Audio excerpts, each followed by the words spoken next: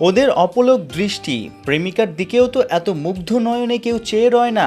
উঠতি ওই ক্রিকেটারদের আসল প্রেমিত ক্রিকেট নিশ্চিত করেই বলা যায় সময়টা ছিল বড্ড মধুর।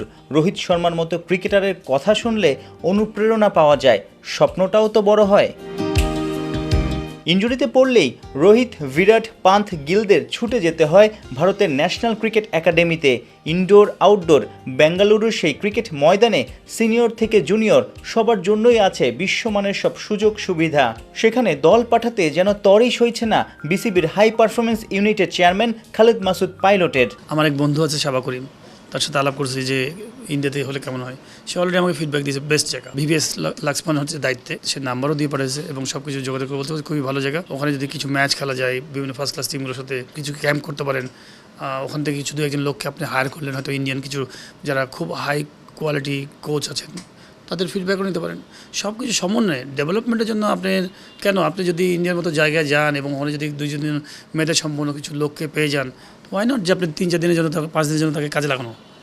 তো আমার খেলোয়াড়রা তো উপকৃত হবে, বিকজ আপনি একজনের কাছে যখন আপনি সবসময় একই টাইপের গল্প শুনবেন তো একটা সময় বোর হয়ে যাবেন বা টায়ার্ড হয়ে যাবেন। বরঞ্চ মাঝে মাঝে আপনি বিভিন্ন টাইপ অফ মোটিভেশনাল কথা শোনা দরকার, হয়তো ছোট্ট একটা পয়েন্ট আপনার কাজে লেগে যেতে পারে। প্রতি বছর অফ সিজনে জুন থেকে সেপ্টেম্বর এই 4 মাসের মধ্যেই চলে এইচপির ক্যাম্প।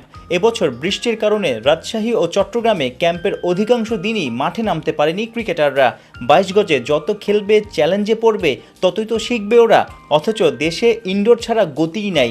সে কারণে সামনের বছর থেকে ভারত, পাকিস্তানের নানা শহরে এইচপির ক্যাম্প আয়োজন করতে মুখিয়ে পাইলট। যে সময়টা বর্ষাকালে যখন আপনি ফিটনেস ট্রেনিং করবেন, হোটেলের যে কষ্ট আপনি হোটেলে রাখবেন বাংলাদেশে, খাবার দাবার যে কষ্ট আসবে, সেই কষ্টে কিন্তু আপনি দেখা গেলো যে পাকিস্তানে গেলে বা ইন্ডিয়াতে গেলে আপনি কিন্তু ওই কষ্টে সেম কষ্ট হবে।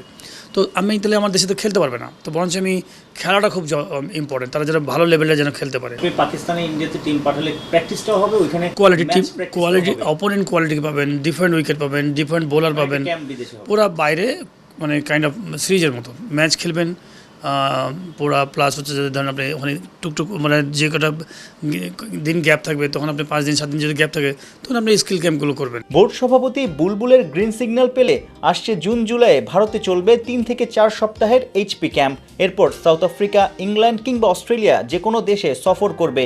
3 ফর্মেটেই পরীক্ষা দেবে। এইচপির শেষ ক্যাম্পটা হতে পারে পাকিস্তানের লাহোর কিংবা মুলতানে। সাইফুর রূপক, 71।